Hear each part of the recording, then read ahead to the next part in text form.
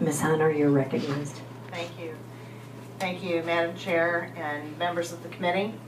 I'd like to thank you for this opportunity to share the good news about parental choice in education and the liberating power of parental choice that gives rise to happy families and successful students. My name is Leslie Hiner. I'm Vice President at the Friedman Foundation for Educational Choice. We are a national nonprofit based in Indianapolis. You can find our work, including extensive research on all types of scholarship programs, at edchoice.org. We are the only foundation of Nobel laureate economist Milton Friedman and his wife Rose. We work state by state, specifically to help people who want to find educational options, create those options for the children in their states. 58 years ago, Milton Friedman created and proposed the idea of universal school choice, which simply means giving every parent, every guardian, the opportunity to choose the school that is right for their children. That was 58 years ago. This idea may be new to Arkansas, yet it has a solid foundation as a proven way to improve the quality of life for thousands of children and their families across the country. Today, there are 41 school choice programs in 22 states, plus the District of Columbia. Arkansas will become the 23rd school choice state with the adoption of the Parental Choice Scholarship Program.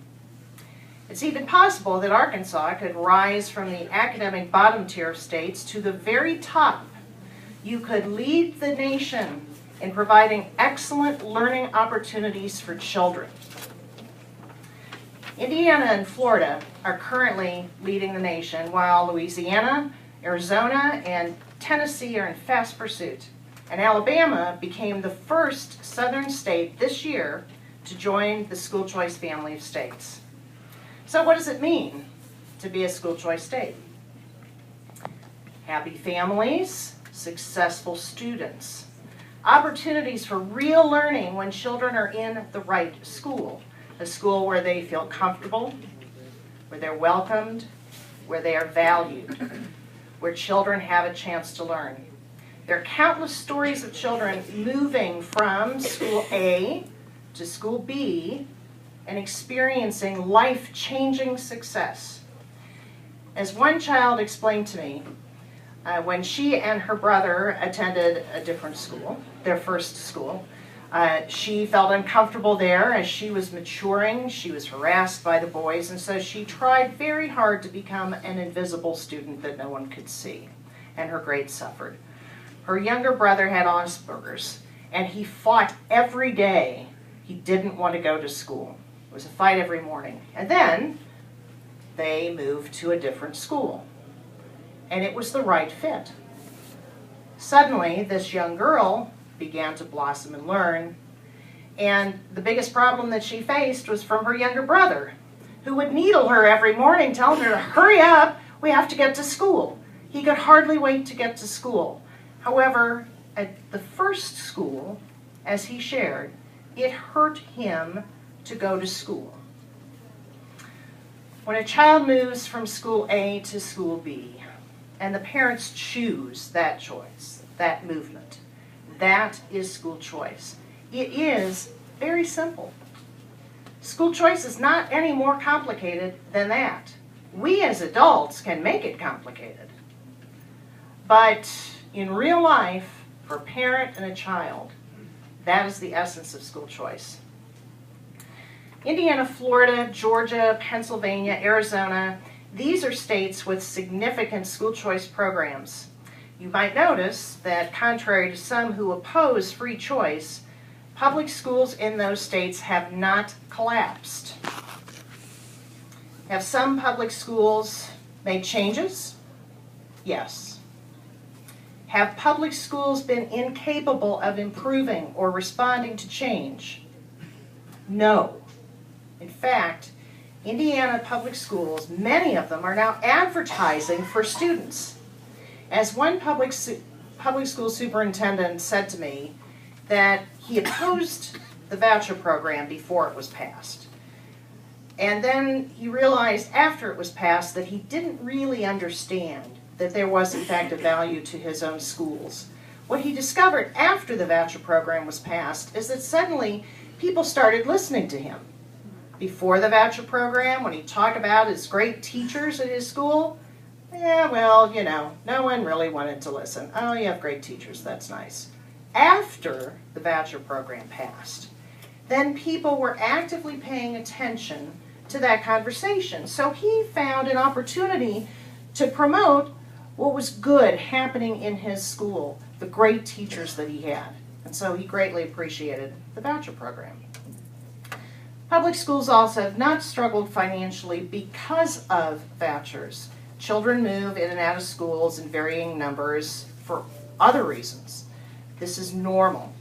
In a recent study of fiscal short-term fixed and long-term variable costs, economist Dr. Ben Scafferty discovered that short-term fixed costs for public schools are manageable when a child leaves a public school for any reason and can be managed by proper budgeting. For example, if Arkansas public schools would have limited the growth of school administrators to the growth in the number of students, Arkansas schools would have seen tremendous savings. Instead, while the student population in Arkansas increased 9.2% between 1992 and 2009, Arkansas public schools hired non-teacher administrators at a rate of 32.9%, 3.5 times the rate of the increase of students. Clearly, hiring priorities were out of balance with student needs and taxpayer expectations. You can find more on this in the study again at our website at choice.org. The studies are the fiscal effects of school choice programs on public school districts, and the other study is the school staffing surge. The teachers union and others sued the state of Indiana to stop our voucher program. The teachers union failed. Children won.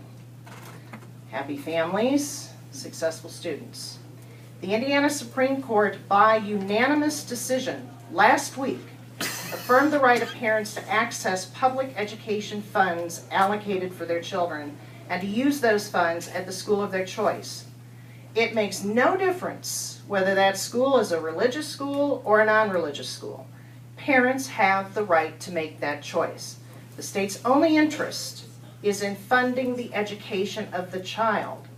The parent decides how and where to get that done. The court opined that voucher expenditures do not directly benefit religious schools. Rather, they directly benefit low-income families with children by providing an opportunity for the children to attend non-public schools if they so choose. The prohibition against public funds being used to benefit religious institutions does not apply when those religious institutions are providing primary and secondary education. That was the ruling of the Indiana Supreme Court, which was, frankly, not much of a surprise. This holding is consistent with rulings from the U.S. Supreme Court in 2002 and in 2011, upholding vouchers, tax credit scholarships under the U.S. Constitution. In closing, parental choice scholarships create new opportunities for families and children, giving a child a chance to find her niche, to find that place where the child feels valued, feels like she belongs, and can learn without fear. You hold the power to give this gift, this opportunity to Arkansas children. Happy families and successful students. Shouldn't this be Arkansas's future? Thank you. Thank you for your testimony.